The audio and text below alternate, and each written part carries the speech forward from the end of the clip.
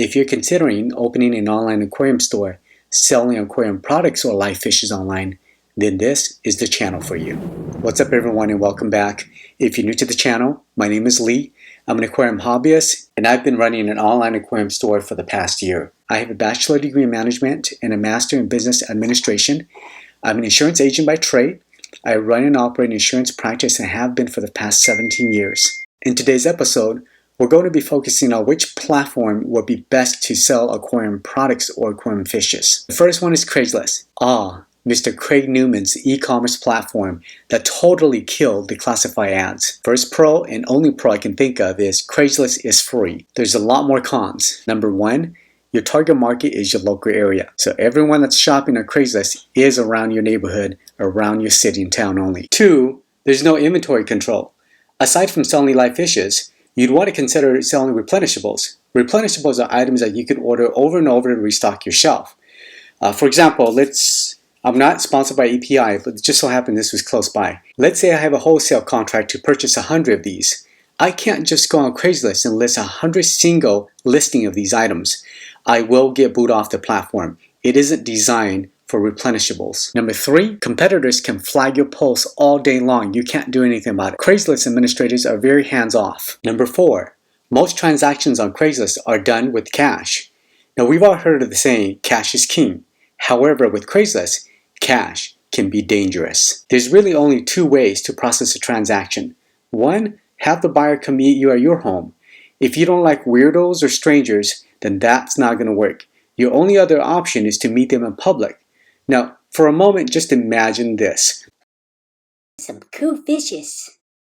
I like your fishes. You get the point. It's just awkward doing business in a parking lot. One more note. Craigslist has so much scams now that police has offered the police department as a place to do transactions. Facebook Marketplace and Facebook. Facebook Marketplace is a big yard sale. It's free and you have potential access to 1.5 billion users. I think this one's going to remove these platforms off of our list. The selling of live pets is not allowed. That includes aquarium fishes. I've seen posters online of people saying that if you have a business license or storefront, you can sell pets online. However, I yet to see any guidelines that says that on Facebook. I have seen sellers post videos and pictures on Facebook page to attract buyers. As soon as the buyer reaches out to them, they will then direct the buyer to the site and private message each other to process the transaction. Now, I'm not here to tell you how to run your business, but as a business owner, it's not worth having Facebook shut down my page because I disobeyed their guidelines. More than anything, I think Facebook is a great tool to advertise, market, get your name out there, and then direct the buyer to your personal website to process the transaction. Aquabid, the eBay version for aquarium fishes. It's free, international, and great for the occasional seller. Aquabid isn't really designed to handle a business because there's no inventory control and all sales are built on a single line classified ad mixed with the eBay bidding system. Being that I focus on bettas, I see a lot of Thailand wholesale companies selling bettas on Aquabid. One might wonder why. Why aren't businesses in America, especially brick and mortars that are suffering through this pandemic, why aren't they posting a ton of ads on Aquabid? We first need to understand the demographics.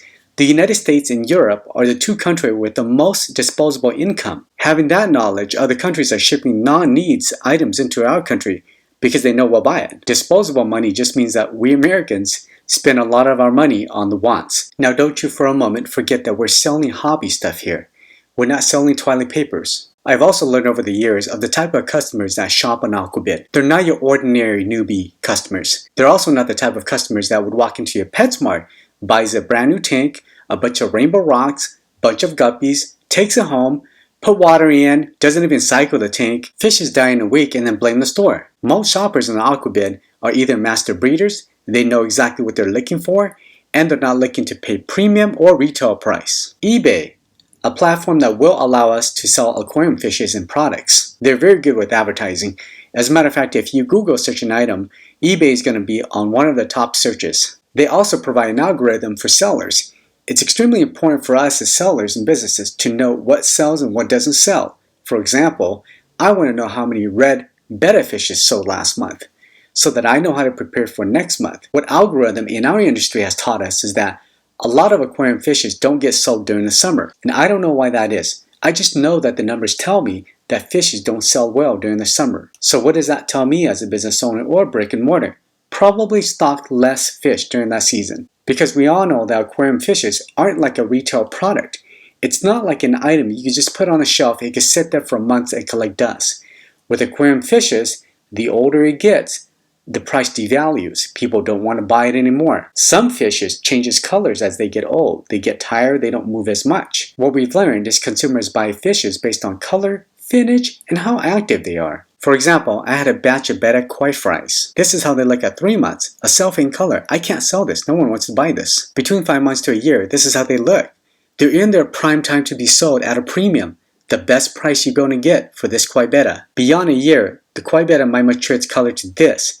And this has to be sold at a lower price. eBay has been around for a long time, and they've already built a reputation. Another good thing about eBay is you get to keep your customers. Should you close your eBay store, you can take those customers with you. Last but not least, eBay has contracts with shipping companies. As soon as your item is sold, your shipping labels are ready to be printed. The most well-known cons of eBay is definitely their fees. They by far, I think, have the most fees of all the platforms that we've discussed. And in this situation, the saying goes, you get what you pay for, is very true. The final platform is to have your own website. Ultimately, this is where you'll make the most money. You don't have to share a piece of your profit with other platforms. By far, the biggest downfall is you'd have to build a store from bottoms up. Like any new business, there's always a startup cost of buying new softwares to manage your inventory, negotiating contracts with shipping companies. But once you have all this set in the beginning and your business starts rolling, then all you really need to do is manage the business. Depending on where you are at in your business, and in my opinion, if you're a one-man show,